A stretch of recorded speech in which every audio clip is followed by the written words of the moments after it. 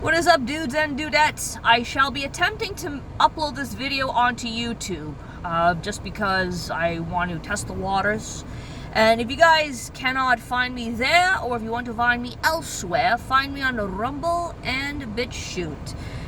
There's no reason why you cannot find me. It's just Made in Liberty. You'll find me over there. I am not very proactive on those sites, but it's just I've gotten kind of uninspired to make certain videos.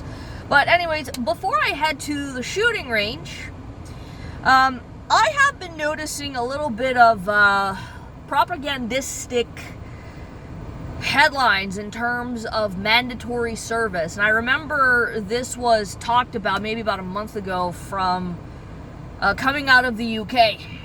And now it kind of made its way to Canada, which was pretty inevitable. I was wondering, when is it going to hit us over here? Gee, I wonder. You know, we're usually like a few years behind Europe, but in some ways we're more or less catching up, so whatever.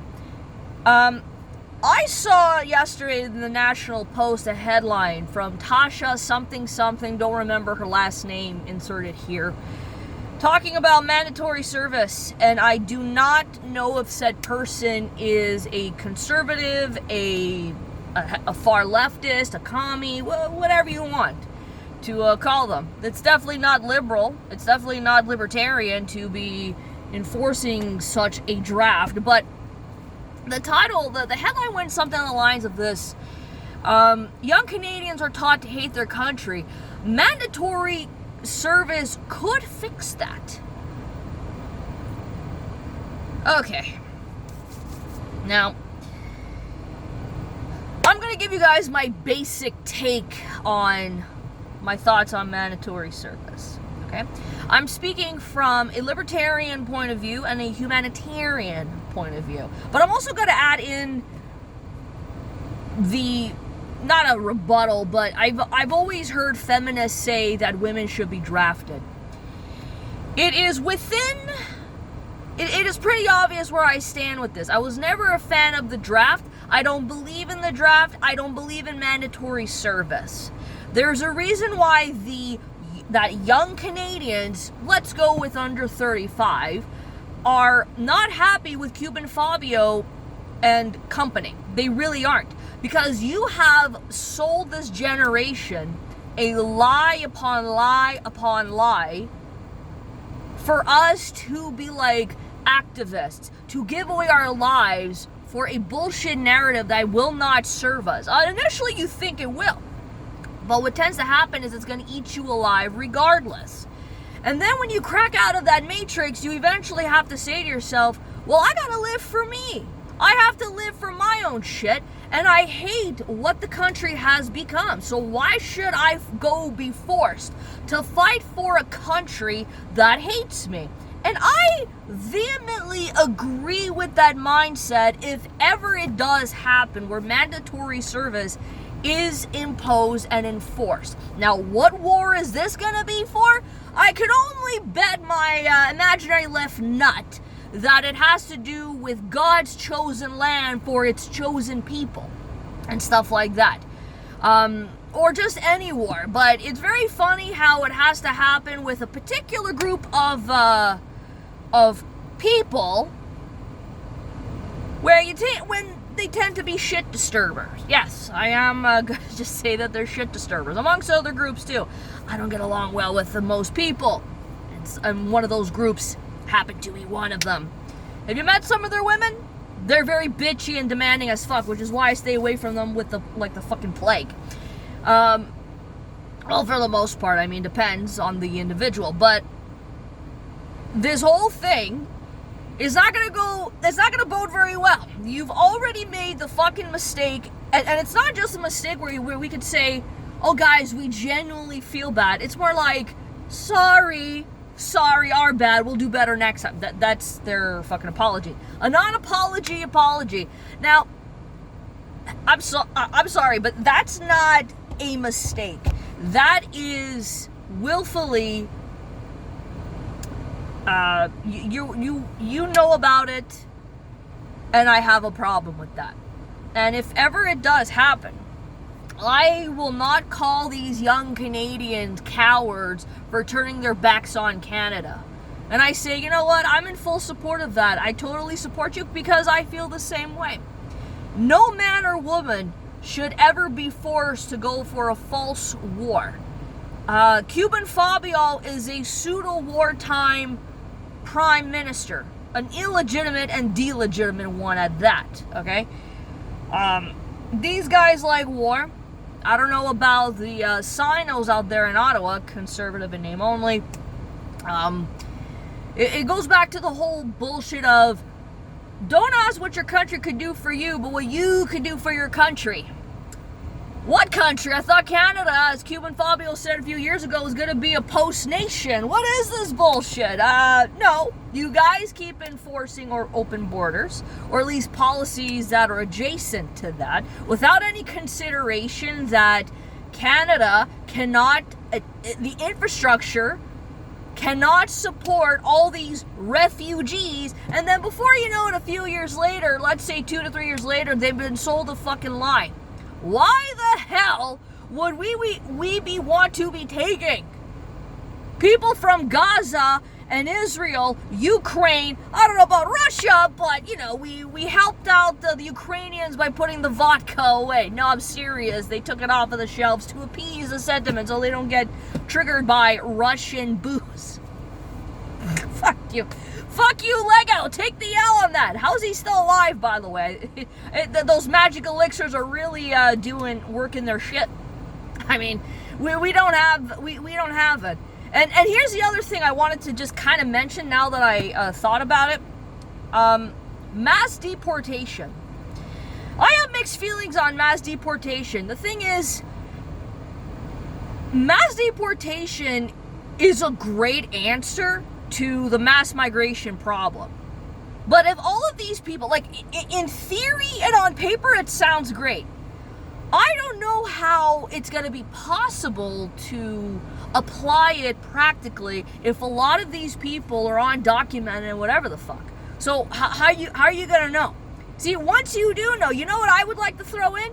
I would like to take all of Parliament and all the fucking unofficial wannabe Karen operatives of Canada, gather up all these people plus the illegals, and create another breakaway civilization by sending them to fucking Mars. Yeah, I mean, that'll give you some ounce of peace on Earth. No, I would love that. I think that'd be heavy metal, but not quite sure how you're going to enforce it, mass deportations. Well, not like deportations haven't happened, but not quite sure because I don't know. I've never seen that in my life. I've never seen this mass amount of bullshit in real life. Now that I'm alive and I get to see this, I've heard of false flag operation. I've heard of it over the course of my life, but it's like really fucking intense shit that seems to be happening all at once. So it's a little bit difficult at times to just process it. But you know, in terms of mandatory service, that is very anti-liberty, and I don't believe in that. And I will not look at these young Canadians and say, well, you guys aren't cowards. These assholes have stolen a lot from you and me.